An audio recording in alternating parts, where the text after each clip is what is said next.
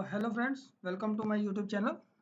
तो आज हम लोग देखते हैं एक बहुत महत्वपूर्ण पैरामीटर के बारे में, जो कि पावर प्लांट में, एसटीपी प्लांट, एटीपी प्लांट और भी प्लांटों में यह बहुत महत्वपूर्ण रखता है, जिसका नाम है क्लोराइड। और यह हमारे जीवन में भी बहुत रुचि रखता है, क्योंकि हम लोग जो पानी पीते हैं उसमें भी सिलिका कितना होना चाहिए, क्लोराइड कितना होना चाहिए, उसकी वैल्यू कितनी होनी चाहिए, वो सब चीज़ें आज हम लोग इस वीडियो में जानेंगे। तो चलिए दोस्तों, ज़्यादा देर ना करते हुए वीडियो में आगे बढ़ते हैं और जानते हैं कि क्लोराइड क्या होता है। तो क्लोराइड सबसे ज़्यादा पूछे जाने वाला सवाल है। ज़्यादातर अगर आप पावर प्लांट या किसी इंडस्ट्री में काम करने जाएंगे, और अगर आप केमिस्ट की जॉब या फील्ड ऑपरेटर या ऑपरेटर की जॉब करेंगे, या आपने बीएससी एमएससी किया हुआ है केमिकल से, तो आपको यह सवाल जरूर पूछा जा सकता है, जिसको बोलते हैं कि क्लोराइड क्या है, क्या होता है। तो आंसर क्या रहता है इसका, कि जब क्लोरीन आयंस पानी में घुला हुआ पाया जाता है तो उसे पानी का क्लोराइड कहते हैं, यानी कि वाटर क्लोराइड। यह ज़्यादातर नमक यानी कि NaCl सोडियम क्लोराइड में, समुद्र पानी, मिट्टी या खनिजों से पानी में आता है। सरल शब्दों में अगर कहा जाए तो क्लोराइड क्लोरीन का नकारात्मक रूप होता है, जिसको Cl- कहा जाता है। यह पानी, मिट्टी और जीवों के शरीर में पाया जाता है। अब चलिए देखते हैं इसका दूसरा पार्ट। अब मानव शरीर में क्या होता है कि यह रक्त और कोशिकाओं में पाया जाता है। शरीर के एसिड बेस संतुलन को बनाए रखता है, पाचन में मदद करता है, HCl हाइड्रोक्लोरिक एसिड बनाने में उपयोगी है, यानी कि क्लोराइड से हमारा हाइड्रोक्लोरिक एसिड ज़्यादा बनता है। और जल में गुणवत्ता क्या होती है इसकी, कि पानी में क्लोराइड की मात्रा ज़्यादा होने पर यह खारा स्वाद यानी कि सॉल्टी वाटर और सॉल्टी टेस्ट देता है।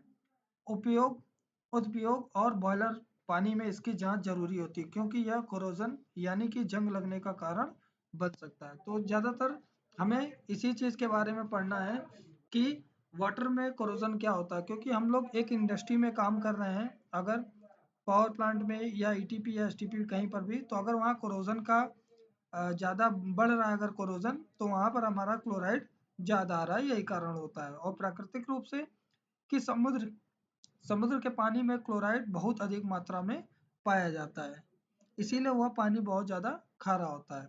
फिर देखेंगे कि पानी में क्लोराइड का मानक क्या होता है।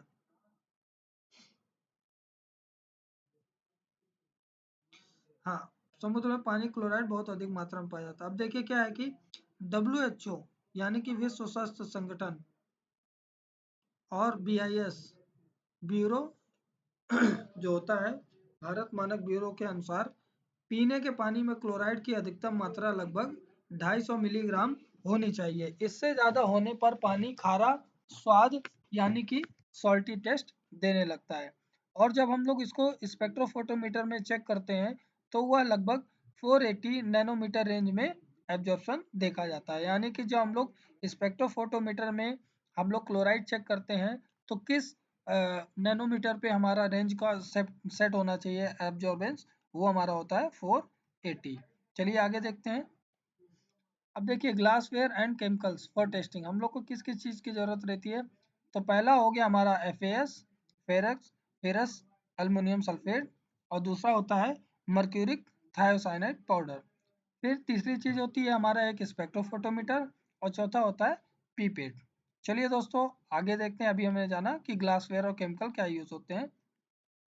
अब देखेंगे कि कोरोजन होता क्या है, लाइन में कोरोजन कैसा दिखता है। तो आप इन चित्र के माध्यम से देख सकते हैं कि पानी में क्लोराइड ज़्यादा होने से पानी जो क्या बोलते हैं लाइन का कंडीशन कैसा हो जाता है, एकदम पिटिंग हो जाता है, एकदम खराब। यह धीरे धीरे अवस्था चेंज करता रहता है, यानी कि लाइन अगर आपका सही है, क्लोराइड जाता रहेगा, ज़्यादा जाता रहेगा, तो एक टाइम के बाद आपका लाइन इसी तरह हो जाएगा। आप लोगों ने देखा होगा कि बारिश में या कहीं ऐसी जगह जहाँ गंदा पानी आता जाता रहता है, वहां पर ऐसे कंडीशन में पाइप आपको बहुत ज़्यादा मिलेंगे। क्यों? क्योंकि उन वाटर में, उस पानी में क्लोराइड बहुत ज़्यादा रहता है। चलिए आगे देखते हैं।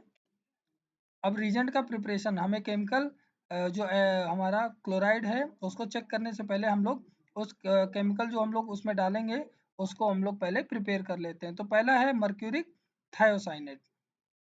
तो इसके लिए आपको क्या करना है, डिजोल्व करना है 1.5 gram of mercuric thiocyanate powder in 500 ml of methanol mix well and use after 24 hours. यानी कि आपको एक बीकर लेना है आधा लीटर का, और उसमें आधा लीटर मेथनॉल डालना है और 1.5 ग्राम मर्क्यूरिक थायोसाइनेट डालना है, और उसको अच्छी तरह से मिक्स करना है, और उसको 24 घंटे के बाद यूज़ करना है। बनाने का तरीका कैसा होता है दोस्तों, कि आप पहले आधा लीटर का जार लेंगे और उसमें 200 ml मेथनॉल डालेंगे और 1.5 ग्राम मर्क्यूरिक थायोसाइनेट डालेंगे और उसको अच्छे से मिक्स करेंगे। मिक्स करने के बाद एक हमें वॉल्यूमेट्रिक फ्लास्क लेना है, उसमें हमें उस केमिकल को डाल देना है और 2-3 बार उस बीकर को डीएम वाटर से वॉश करके उसको भी जो आपका वो था वॉल्यूमेट्रिक फ्लास्क उसमें ऐड कर देना है, और उसके बाद उसमें हमें डीएम वाटर से उसको टॉप अप करना है जहाँ तक उसका निशान रहता है कि वो आधा लीटर पूरा हो गया। इस तरह से केमिकल बनाया जाता है। फिर FAS फेरिक एलम सॉल्यूशन, इसके लिए क्या करेंगे, take 50 gram of FAS in 1000 ml of beaker, add 200 ml DM water, यानी कि distil water it properly, then add 380 ml of concentrated HNO3 और उसको boil the solution 220 degree temperature, approximate time 2 hour till it become 50% of the total solution, cool it and make it to 1 liter with DM water। यानी कि आपको सबसे पहले 1 litre का एक खाली जार लेना है, बीकर लेना है कांच का, और उसमें 380 ml क्या करना है, कॉन्सेंट्रेटेड HNO3 डालना है। लेकिन उससे पहले हमें 200 ml पहले डीएम वाटर डालना है और उसमें 50 ग्राम FAS डालना है और उसको धीरे धीरे मिक्स करना है, और जब वो पूरी तरह से मिक्स हो जाएगा उसके बाद हम लोग 380 ml कॉन्सेंट्रेटेड HNO3 डालेंगे, और उसके बाद उस बीकर को ले जा करके हमें उस पर हॉट प्लेट पे रखना है, उसको चालू करना है 100 डिग्री पर, और उसके बाद धीरे धीरे टेम्परेचर बढ़ा के हमें 220 डिग्री टेम्परेचर पर उसको सेट कर देना है, और 2 घंटे के लिए, और हमें उसको धीरे धीरे चलाते रहना है बीच बीच में, क्योंकि अगर आप जब चलाएंगे नहीं तो जितना भी आपका FAS रहता है वो नीचे सेटल डाउन होता रहता है। इसके लिए उसको आप अच्छी तरह से मिक्स करते रहेंगे, और जब आपका 50% उस बीकर में रह जाएगा, सपोज दैट आपने 380 ये डाला और 200, तो कितना हो गया आपका 480 580 और 50 ये, मतलब लगभग 600 650 ml आपका उसमें पानी रहेगा। तो जब तक वह 300 350 ना बच जाए तब तक आपको उसको गर्म करते रहना है, और फिर उसके बाद उसको ठंडा करना है, और ठंडा करने के बाद उसको आप नेक्स्ट डे आप उसको यूज कर सकते हैं। और देखिए क्या है, वो जो 600 ml से 300 ml जब बचा था उसको क्या करेंगे, थोड़ा ठंडा होने के बाद एक मेजरिंग फ्लास्क में लेंगे, मेजरिंग फ्लास्क में उसको टॉप अप करेंगे 1 लीटर के, और उसके डीएम वाटर से उसको जहाँ उसका मार्किंग रहता है 1 लीटर का वहां पर तक हम लोग उसको भर देंगे, और उसको एक कहीं सेपरेट अच्छी जगह रख देंगे, और नेक्स्ट डे उसको आप यूज कर सकते हैं। चलिए आगे देखते हैं। अभी देखिए स्पेक्ट्रोफोटोमीटर का हैक DR3900 में हम लोग कैसे इसको यूज करते हैं। तो सबसे पहले 25 ml sample in class clean plastic beaker, take 25 ml of DM water in another class clean beaker. अब क्या करना है आपको, दो खाली बीकर लेने हैं 50-50 ml के, एक में 25 ml डीएम वाटर डालना है और एक में 25 ml हमें जिस भी सैंपल का क्लोराइड चेक करना है वो सैंपल का पानी उसमें डाल देंगे। उसके बाद add 5 ml of ferric nitrate solution in both beaker. ठीक है, हमें 5 ml दोनों में फेरिक नाइट्रेट हमें डालना है, यानी कि FAS डालना है, और उसके बाद add 2.5 ml of saturated mercuric thiocyanate, हमें उसमें ऐड करना है 2.5 ml मर्क्यूरिक थायोसाइनेट जो हमने सॉल्यूशन बनाया था। उसके बाद stir the beaker and wait for 5 minute, हमें उस बीकर को मिक्स करना है अच्छी तरह से अलग अलग को, और फिर उसके बाद 5 मिनट के लिए उसको छोड़ देना है। फिर fill sample cell with 10 ml of prepared blank, यानी कि हमें जो क्यूवेट रहता है जिससे हम लोग चेक करेंगे सेल होल्डर जिसको बोलते हैं, उसमें हम लोग 25 ml सैंपल लेंगे, 10 ml जो हमने 25 ml प्रिपेयर किया था इस बीकर में।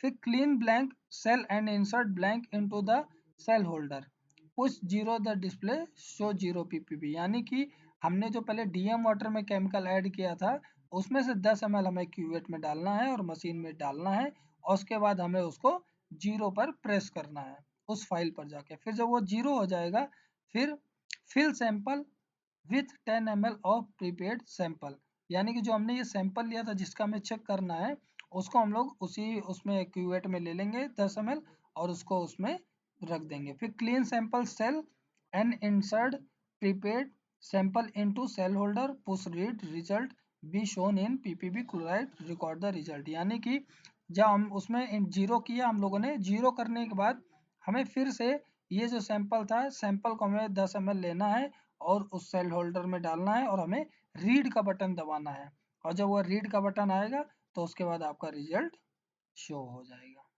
चलिए दोस्तों, आज के लिए बस इतना ही, मिलते हैं नेक्स्ट वीडियो में। मैं आपको उसकी जानकारी दूंगा कि क्लोराइड को हम लोग ट्राइट्रेशन मेथड से कैसे चेक करते हैं। ये तो हो गया कि स्पेक्ट्रोफोटोमीटर में आपने एक बार ग्राफ बना दिया, ग्राफ बनाने के बाद आपने उसका सॉल्यूशन रेडी कर दिया कि वो कितना एब्जॉर्बेंस ले रहा है, और फिर आपने उसको नॉर्मल टेस्टिंग कर ली। लेकिन मेन होता है ट्राइट्रेशन मेथड, क्योंकि हो सकता है स्पेक्ट्रोफोटोमीटर किसी के पास ना हो, तो वो कैसे चेक करेगा, फिर आपको वही टाइटेशन मेथड ही यूज करना पड़ेगा। चलिए दोस्तों, मिलते हैं नेक्स्ट वीडियो में नई जानकारी के साथ, तब तक देखते रहें, बढ़ते रहें। नमस्कार।